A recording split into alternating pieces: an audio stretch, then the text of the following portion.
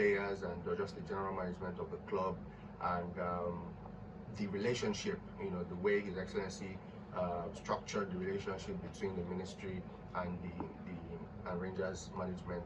So all these things, coupled with the huge financial investments that the state government was making, that His Excellency was making in the club, led to the sort of consistent development that we've seen, which has culminated in winning the NPFL title in 2024 and then again in 2020. The players are in very high spirits. They took a break, as you would expect, after a very long and arduous season, and then they've started to return to camp recently.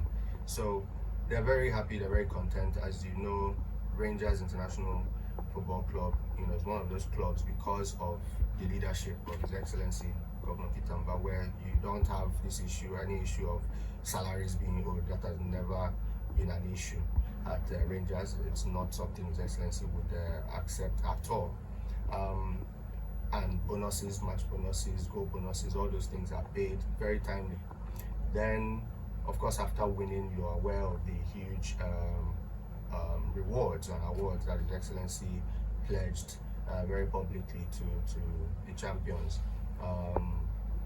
100 million naira in cash for the players alone, 50 million for technical crew and management, and then a piece of Enugu, that is land asset, for each and every one of them. Thank you, Honorable Commissioner, for what you said. But I also want to add that apart from headhunting the right people, we also need to look at how His Excellency also allows people to do their job. It is important that he headhunted the right people, the right person for each job. But also, we also need to emphasize that he allowed them to do the job professionally. And that is why the result is showing.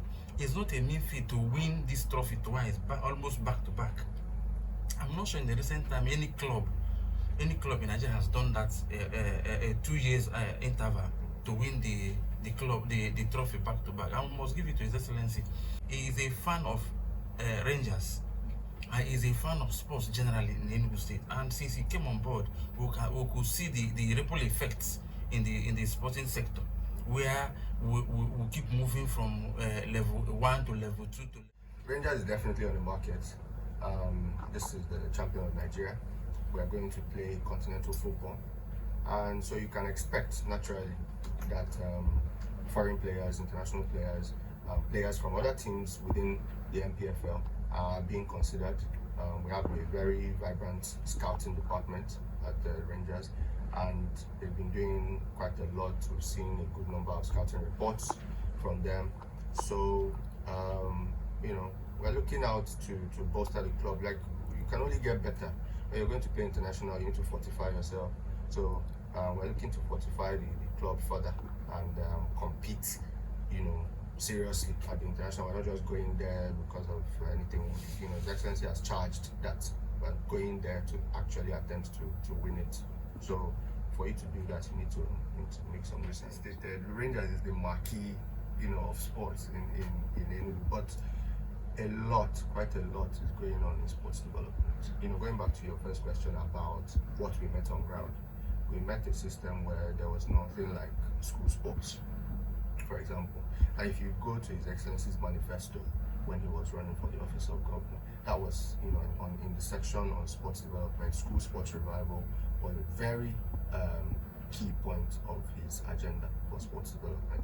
And so His Excellency has invested year on year on school sports development, such that in 2024, 2025, and 2026, we've hosted, in partnership with the Ministry of Education and particularly the PPSMB, school sports competitions. So not just intra-school as in inter-house sports, but inter-school. And it's been growing year on year.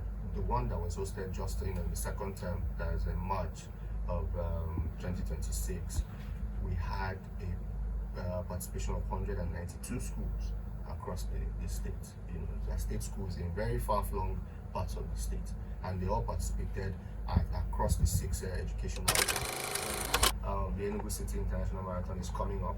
The date is August 29th, I believe. And so we're working, the preparations are in high gear towards that. The international runners are looking forward to it.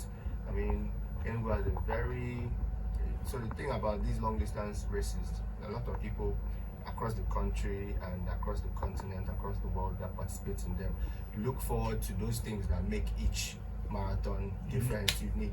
Exactly. So National Sports Festival, as you know, is often referred to as the Olympics of Nigeria.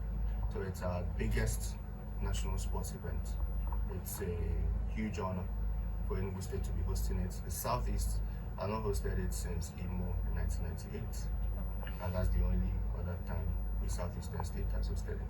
So it's historic in and of itself that Enugu State is hosting the National Sports Festival, the 23rd edition. Right.